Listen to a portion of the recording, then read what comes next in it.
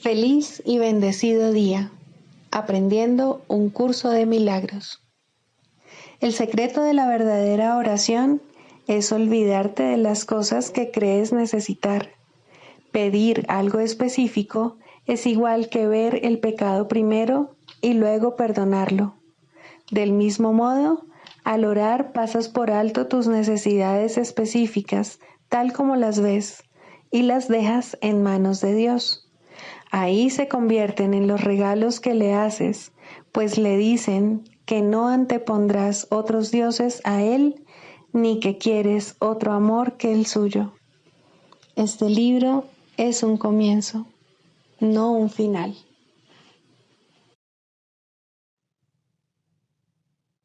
Del prefacio, que postula, párrafo 5.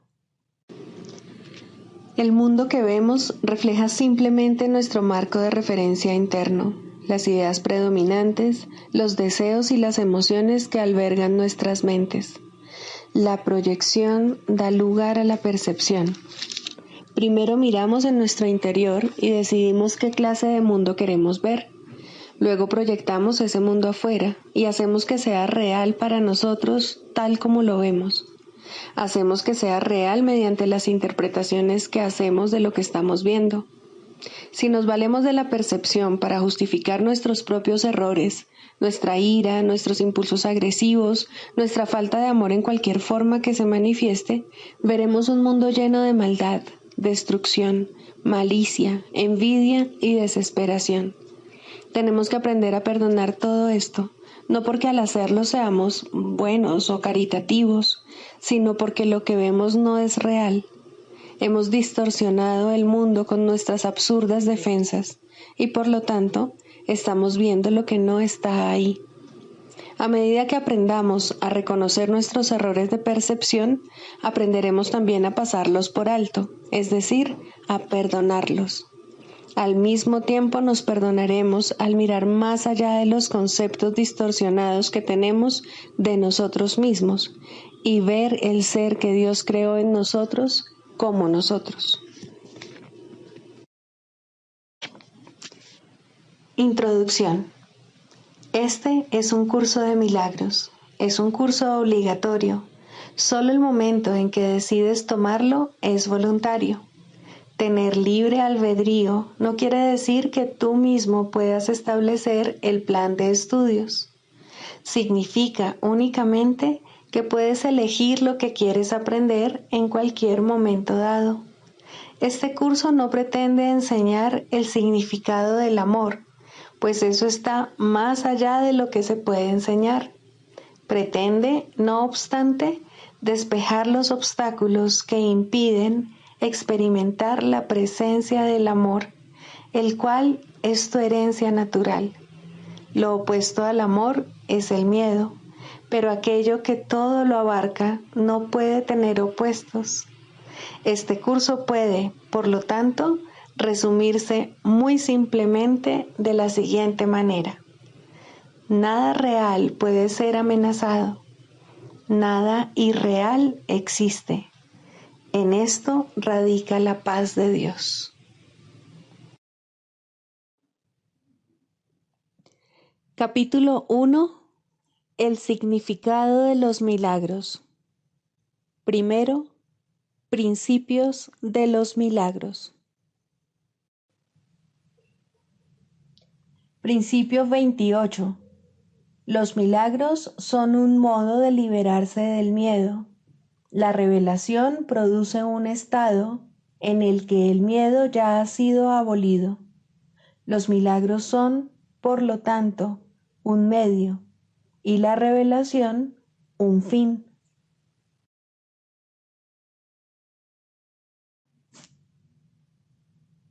Capítulo 15. El instante santo. 8. La única relación real. El instante santo no es un sustitutivo de tu necesidad de aprender, pues el Espíritu Santo no puede dejar de ser tu maestro hasta que el instante santo se haya extendido mucho más allá del tiempo. A fin de llevar a cabo su tarea docente, el Espíritu Santo tiene que valerse de todo lo que hay en este mundo para tu liberación. Tiene que aprovechar cualquier señal o indicación de que estás dispuesto a aprender de él lo que es la verdad. No se demora en utilizar cualquier cosa que le ofrezcas en favor de eso. Su interés por ti y el cuidado que te profesa son ilimitados. En vista del miedo que tienes del perdón, que él percibe con la misma claridad con la que sabe que el perdón libera, él te enseñará a recordar que el perdón no conlleva ninguna clase de pérdida, sino que, por el contrario, es tu salvación.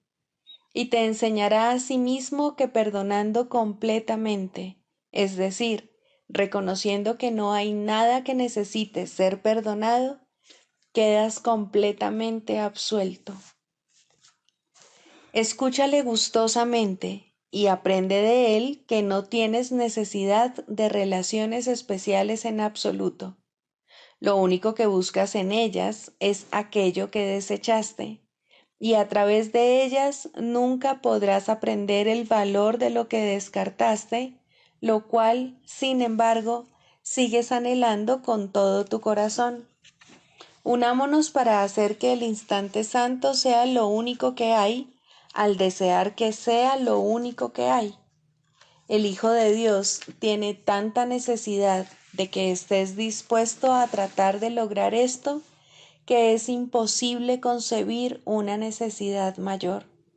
Contempla la única necesidad que Dios y su Hijo comparten y que quieren satisfacer juntos. No estás solo en esto. La voluntad de tus creaciones te llama para que compartas tu voluntad con ellas. Por lo tanto, dale la espalda a la culpabilidad en paz y dirígete hacia Dios y hacia tus creaciones. Relaciónate únicamente con lo que nunca te abandonará y con lo que nunca podrías abandonar. La soledad del Hijo de Dios es la soledad de su Padre. No rechaces la conciencia de tu compleción, ni procures restituírtela tú mismo. No tengas miedo de poner la redención en manos del amor de tu Redentor. Él no te fallará, pues viene de parte de uno que no puede fallar. Acepta tu sensación de fracaso como una simple equivocación con respecto a quién eres, pues el santo anfitrión de Dios se encuentra más allá de todo fracaso, y nada que su voluntad disponga puede ser negado. Estás eternamente en una relación tan santa que invoca a todo el mundo a escaparse de la soledad y a unirse a ti en tu amor. Y todo el mundo tiene que buscar el lugar donde estás y encontrarte allí. Piensa en esto por un instante. Dios te dio la filiación para asegurar tu perfecta creación. Ese fue su regalo, pues tal como Él no se negó a darse a sí mismo a ti, tampoco se negó a darte su creación. Todo lo que jamás fue creado es tuyo.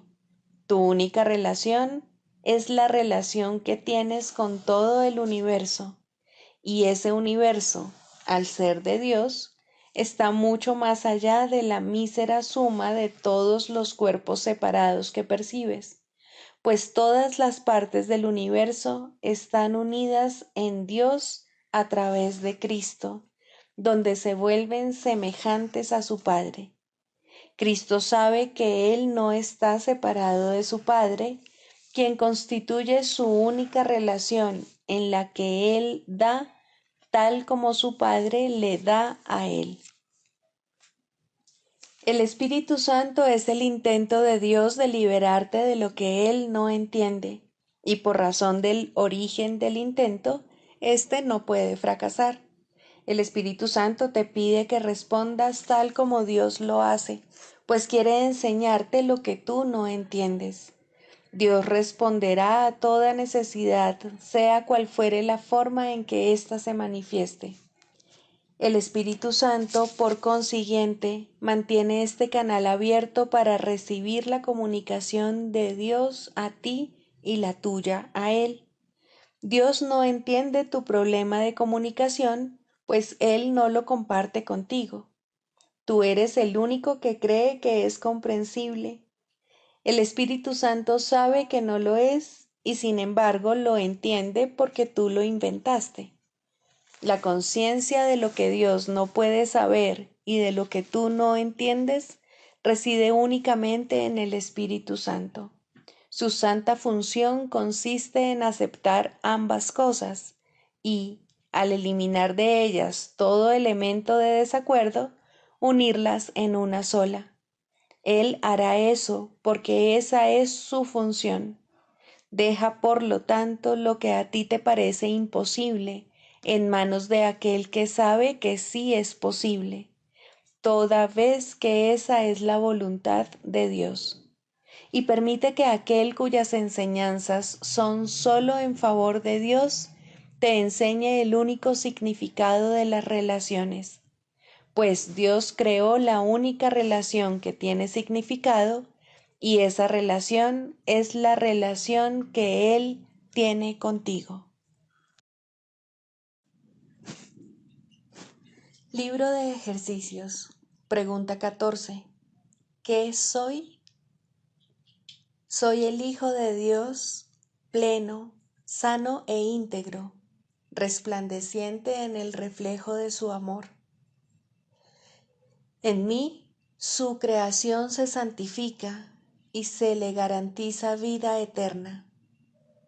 En mí, el amor alcanza la perfección, el miedo es imposible y la dicha se establece sin opuestos.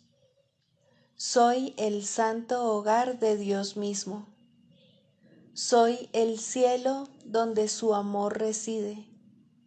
Soy su santa impecabilidad misma, pues en mi pureza reside la suya propia. La necesidad de usar palabras está casi llegando a su fin ahora, mas en los últimos días de este año que tú y yo juntos le ofrecimos a Dios, hemos encontrado un solo propósito, el cual compartimos. Y así te uniste a mí, de modo que lo que yo soy, tú lo eres también.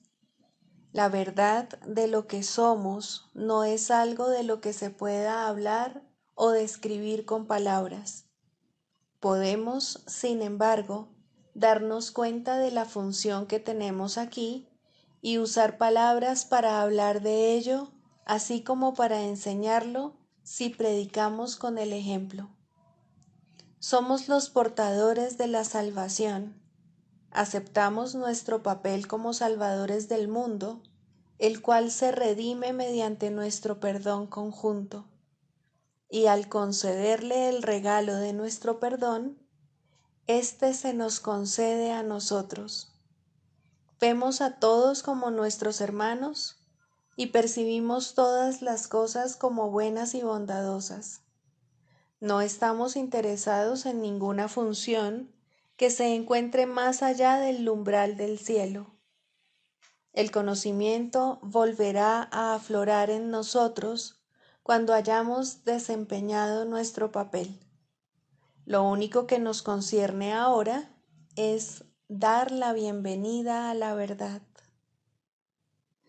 Nuestros son los ojos a través de los cuales la visión de Cristo ve un mundo redimido de todo pensamiento de pecado. Nuestros los oídos que oyen la voz que habla por Dios, proclamar que el mundo es inocente.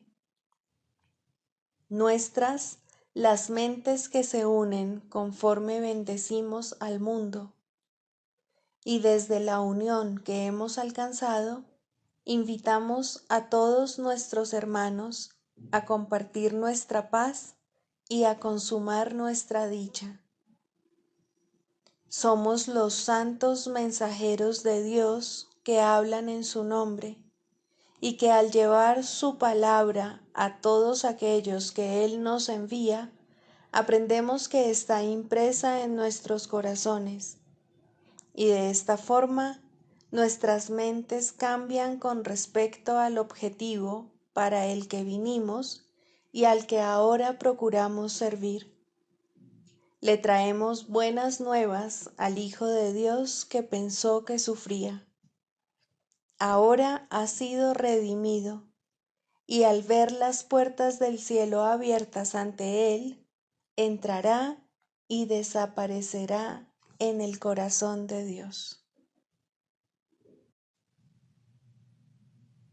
Lección 356. La enfermedad no es sino otro nombre para el pecado.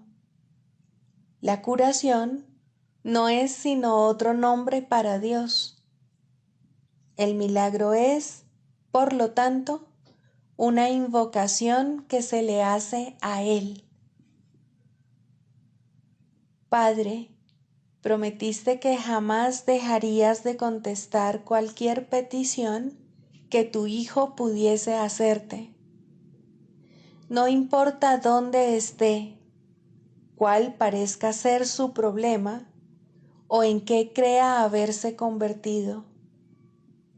Él es tu Hijo y tú le contestarás. El milagro es un reflejo de tu amor y, por lo tanto, es la contestación que Él recibe. Tu nombre reemplaza a todo pensamiento de pecado y aquel que es inocente jamás puede sufrir dolor alguno. Tu nombre es la respuesta que le das a tu Hijo, porque al invocar tu nombre, Él invoca el suyo propio.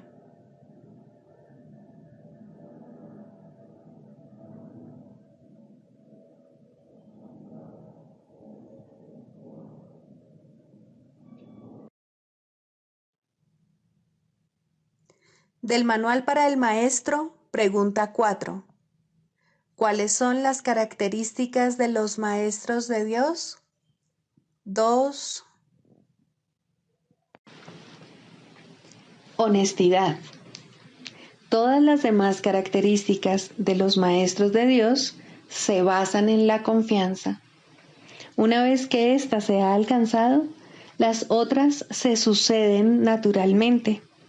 Solo los que tienen confianza pueden permitirse ser honestos, pues solo ellos pueden ver el valor de la honestidad. La honestidad no se limita únicamente a lo que dices.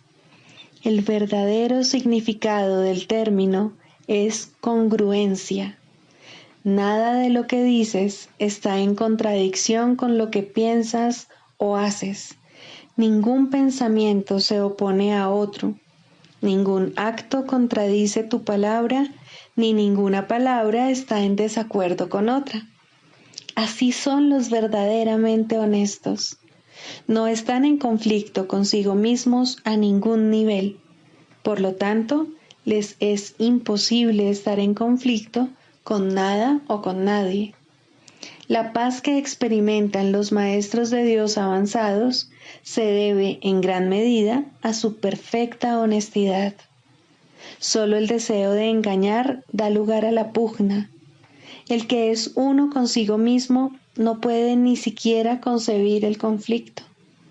El conflicto es el resultado inevitable del autoengaño, y el autoengaño es deshonestidad. Para un maestro de Dios, nada supone un desafío, pues ello implicaría que se abrigan dudas, y la confianza en la que los maestros de Dios descansan con absoluta seguridad hace que les sea imposible dudar. Por lo tanto, solo pueden triunfar. En esto, como en todo, son honestos. Solo pueden triunfar porque nunca hacen su propia voluntad. Eligen por toda la humanidad, por todo el mundo y por todas las cosas que en él habitan, por lo que es inalterable e inmutable, más allá de las apariencias, y por el Hijo de Dios y su Creador. ¿Cómo no iban a triunfar? Eligen con perfecta honestidad, tan seguros de sí mismos como de su elección.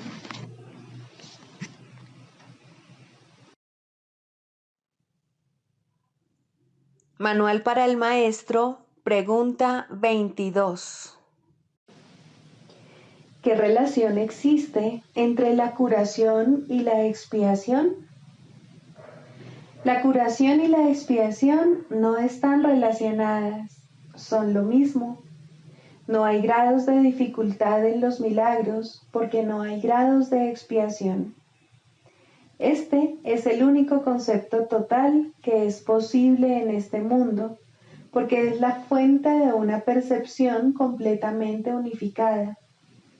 La idea de una expiación parcial no tiene sentido, del mismo modo como es imposible que haya ciertas áreas en el cielo reservadas para el infierno. Acepta la expiación y te curarás. La expiación es la palabra de Dios. Acepta su palabra y ya no quedará nada que pueda dar lugar a la enfermedad. Acepta su palabra y todo milagro se habrá realizado. Perdonar es curar. El Maestro de Dios ha decidido que aceptar la expiación para sí mismo es su única función. ¿Qué puede haber entonces que Él no pueda curar? ¿Qué milagro se le podría negar? El progreso del Maestro de Dios puede ser lento o rápido, dependiendo de si reconoce la naturaleza inclusiva de la expiación o de si, por algún tiempo, excluye de ella ciertas áreas problemáticas. En algunos casos se alcanza una súbita y total conciencia de cuán perfectamente aplicable es la lección de la expiación a todas las situaciones, mas esos casos son relativamente raros. El Maestro de Dios puede haber aceptado la función que Dios le ha encomendado mucho antes de haber comprendido todo lo que esa aceptación le aportaría. Solo el final es seguro. En cualquier momento a lo largo de su camino, puede alcanzar el entendimiento necesario de lo que significa la total inclusión. Si el camino le parece largo, que no se desanime. Ya ha decidido qué rumbo quiere tomar. Eso fue lo único que se le pidió, y habiendo cumplido con lo requerido, ¿le negaría a Dios lo demás? Para que el Maestro de Dios progrese, necesita comprender que perdonar es curar. La idea de que el cuerpo puede enfermar es uno de los conceptos fundamentales del sistema de pensamiento del ego. Dicho pensamiento le otorga autonomía al cuerpo, lo separa de la mente y mantiene intacta la idea del ataque. Si el cuerpo pudiese enfermar, la expiación sería imposible. Un cuerpo que pudiese ordenarle a la mente hacer lo que a él le place, podría sencillamente ocupar el lugar de Dios y probar que la salvación es imposible. ¿Qué quedaría entonces que necesitase curación? Pues el cuerpo se habría enseñoreado de la mente. ¿Cómo podría entonces devolvérsele la mente al Espíritu Santo sin destruir el cuerpo? ¿Y quién querría la salvación a este precio? Ciertamente no parece que la enfermedad sea una decisión, ni nadie cree realmente que lo que quiere es estar enfermo. Tal vez pueda aceptar la idea en teoría, pero rara vez la aplica de manera consistente a todas las clases de enfermedad que percibe en sí mismo o en los demás. No es tampoco en este nivel donde el Maestro de Dios invoca el milagro de la curación. Él mira más allá de la mente y del cuerpo y ve únicamente la faz de Cristo resplandeciendo ante Él, corrigiendo todos los errores y sanando toda percepción. La curación es el resultado del reconocimiento por parte del Maestro de Dios de quién es el que necesita ser curado. Este reconocimiento es aplicable solo a algunas cosas. Es verdad con respecto a todas las cosas que Dios creó. En dicho reconocimiento se subsanan todas las ilusiones. Cuando un maestro de Dios no puede curar, es porque se ha olvidado de quién es. De esta forma, la enfermedad de otro pasa a ser suya. Al permitir que esto suceda, se identifica con el ego del otro y por lo tanto confunde a éste con un cuerpo. Al hacer eso, se niega a aceptar la expiación para sí mismo y es imposible que pueda ofrecérsela a su hermano en el nombre de Cristo. De hecho, será incapaz de reconocer a su hermano en absoluto, pues su Padre no creó cuerpos y por consiguiente solo estará viendo en su hermano lo irreal. Un error no puede corregir otro error y una percepción distorsionada no cura. Hazte a un lado, Maestro de Dios. Has estado equivocado. No señales el camino, pues has perdido el rumbo. Dirígete de inmediato a tu Maestro y deja que Él te cure. La ofrenda de la expiación es universal. Es aplicable por igual a todo el mundo y en cualquier circunstancia. En ella reside el poder de curar a cualquier persona de cualquier clase de enfermedad. No creer esto es ser injusto con Dios y por ende serle infiel. El que está enfermo se percibe a sí mismo como separado de Dios. ¿Quieres verle tú, además, separado de ti? Tu tarea es sanar la sensación de separación que le hizo enfermar. Tu función es reconocer por él que lo que cree acerca de sí mismo no es verdad. Tu perdón debe mostrarle eso. Curar es muy simple. La expiación se recibe y se ofrece. Habiéndose recibido, tiene que haberse aceptado. Es en el recibir, pues, donde yace la curación. Todo lo demás se deriva de este único propósito. ¿Quién podría limitar el poder de Dios? ¿Quién entonces podría determinar quién se puede curar y de qué enfermedad y qué debe permanecer excluido del poder de perdonar de Dios? Esto ciertamente sería una locura.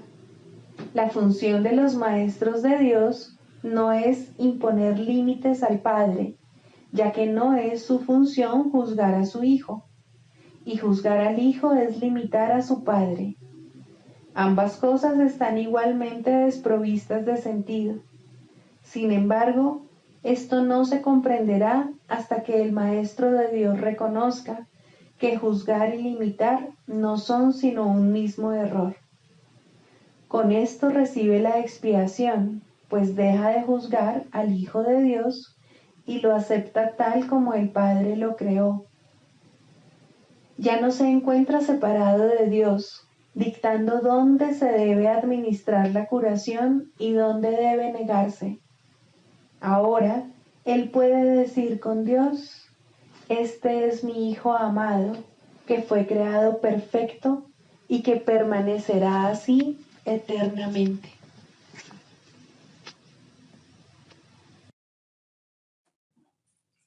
Clarificación de términos. 5. Jesús, Cristo. No necesitas ayuda para entrar en el cielo, pues jamás te ausentaste de él, pero sí necesitas una ayuda que proceda de más allá de ti, pues te encuentras limitado por falsas creencias con respecto a tu identidad, la cual solo Dios estableció en la realidad. Los ayudantes que se te proveen varían de forma, aunque ante el altar son uno solo. Más allá de cada uno de ellos se encuentra un pensamiento de Dios, y esto jamás ha de cambiar. Pero sus nombres difieren por un tiempo, puesto que el tiempo necesita símbolos, siendo de por sí irreal. Sus nombres son legión, pero no nos extenderemos más allá de los nombres que el curso en sí emplea. Dios no provee ayuda, pues no sabe de necesidades. Sin embargo, Él crea todos los ayudantes que su Hijo pueda necesitar, mientras éste siga creyendo que sus fantasías son reales. Dale gracias a Dios por ellos, pues son quienes te conducirán de regreso a tu hogar. El nombre de Jesús es el nombre de uno que, siendo hombre, vio la faz de Cristo en todos sus hermanos y recordó a Dios. Al identificarse con Cristo, dejó de ser un hombre y se volvió uno con Dios. El hombre era una ilusión, pues parecía ser un ser separado que caminaba por su cuenta, dentro de un cuerpo que aparentemente mantenía a su ser separado de su ser, como hacen todas las ilusiones. Pero, ¿quién puede salvar a menos que, al ver las ilusiones, las identifique como lo que son? Jesús sigue siendo un Salvador, porque vio lo falso y no lo aceptó como la verdad. Cristo necesitó su forma para poder presentarse ante los hombres y salvarlos de sus ilusiones.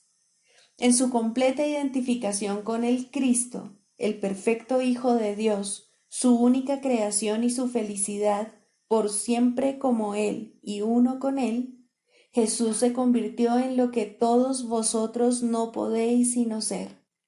Mostró el camino para que le siguieras. Él te conduce de regreso a Dios porque vio el camino ante sí y lo siguió. Jesús hizo una clara distinción, todavía velada para ti, entre lo falso y lo verdadero.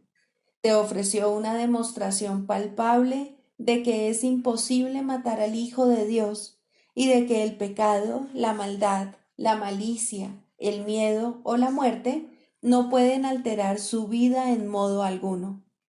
Todos tus pecados, por lo tanto, te han sido perdonados, ya que jamás tuvieron consecuencia alguna, y así no fueron más que sueños. Levántate con aquel que te mostró esto, ya que se lo debes por haber compartido contigo tus sueños para que pudieran ser disipados, y todavía los comparte para mantenerse en unión contigo. ¿Es Él el Cristo? Por supuesto que sí, junto contigo. Su vida en la tierra no fue lo suficientemente larga como para poder enseñar la poderosa lección que aprendió por todos vosotros. Mas Él permanecerá contigo para conducirte desde el infierno que tú hiciste hasta Dios. Y cuando unas tu voluntad a la suya, verás a través de su visión, pues los ojos de Cristo se comparten. Caminar con Él es algo tan natural como caminar con un hermano al que conoces desde que naciste, pues eso es en verdad lo que Él es. Se han hecho amargos ídolos de aquel que solo quiere ser un hermano para el mundo. Perdónale tus fantasías y comprende lo mucho que amarías a un hermano así, pues Él por fin le brindará descanso a tu mente y la llevará contigo ante tu Dios. ¿Es Él el único ayudante de Dios? Por supuesto que no, pues Cristo adoptará muchas formas con diferentes nombres hasta que se reconozca la unidad de todas ellas. Mas para ti, Jesús es el portador del único mensaje de Cristo acerca del amor de Dios. No tienes necesidad de ningún otro. Es posible leer sus palabras y beneficiarse de ellas sin aceptarle en tu vida, mas Él te ayudaría todavía más si compartieses con Él tus penas y alegrías, y renunciases a ambas para hallar la paz de Dios. Con todo, lo que Él quiere que aprendas más que nada sigue siendo la lección que vino a enseñar, la cual reza así: la muerte no existe porque el Hijo de Dios es como su Padre. No puedes hacer nada que pueda alterar el amor eterno.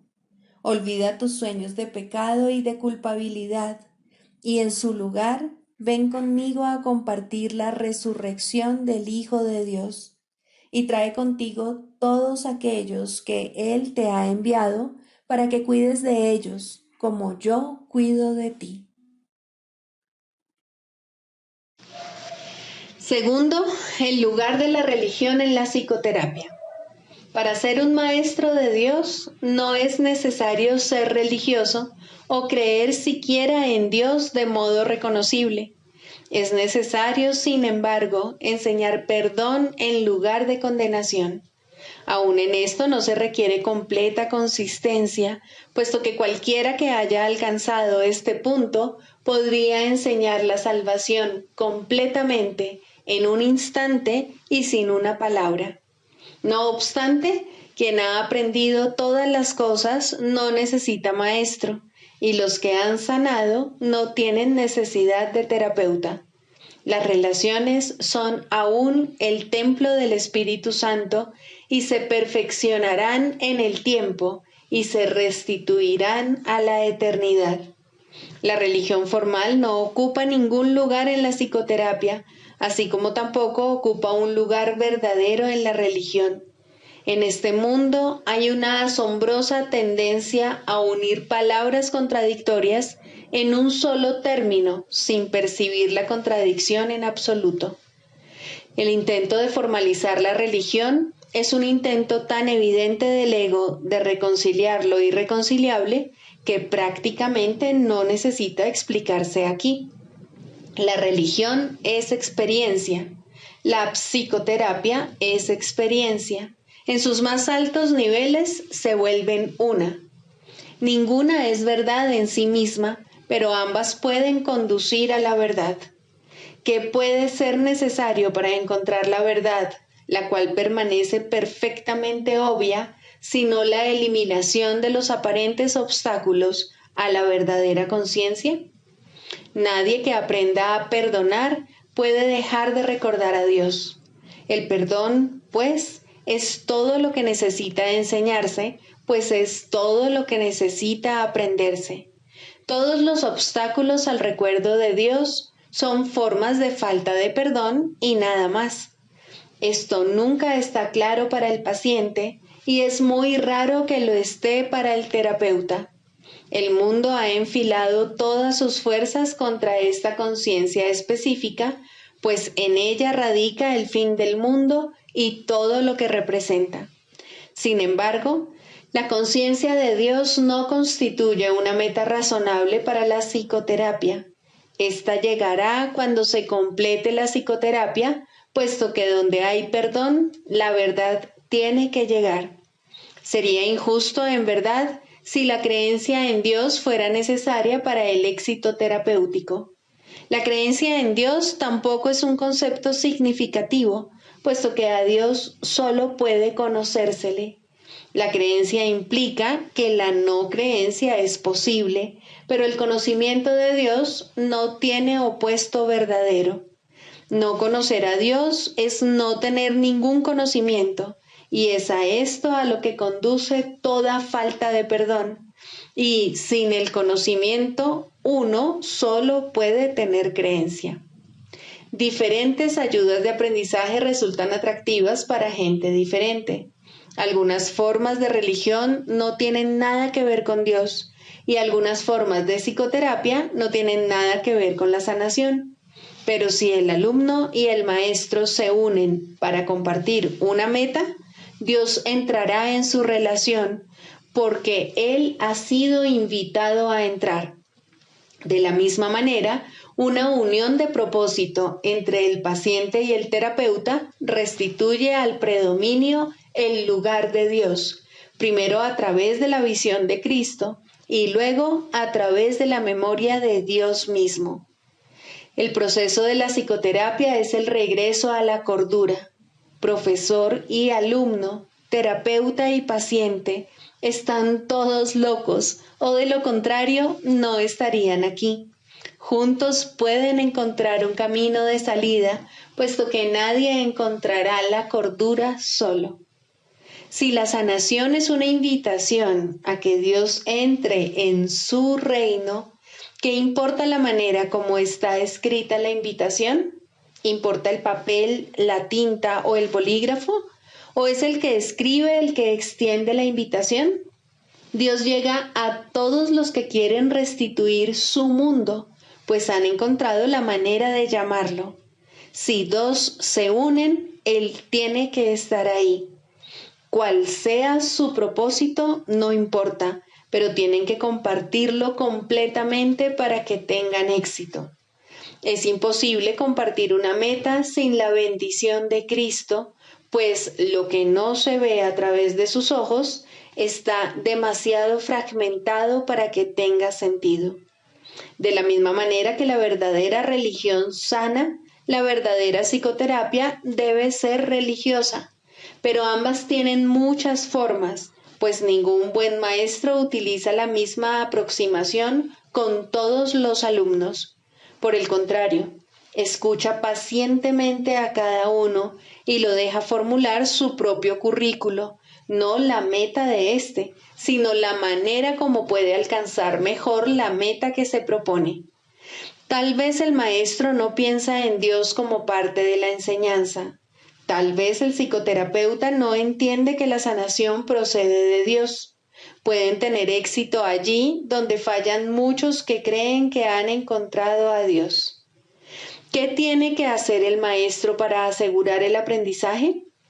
¿Qué tiene que hacer el terapeuta para conseguir la sanación? Solo una cosa, el mismo requisito que la salvación pide de todos. Cada uno debe compartir una meta con alguien más y al hacerla, perder todo sentido de intereses separados. Solo cuando se hace esto es posible trascender los estrechos límites que el ego quiere imponerle al yo. Solo al hacer esto, maestro y alumno, terapeuta y paciente, tú y yo podemos aceptar la expiación y aprender a darla tal como se recibió. La comunión es imposible si se está solo. Nadie que permanece aparte puede recibir la visión de Cristo.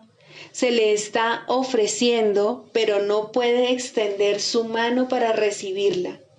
Que se aquiete y reconozca que la necesidad de su hermano es la suya propia, y que entonces satisfaga la necesidad de su hermano como suya y vea que éstas se satisfacen como si fueran una sola, porque lo son.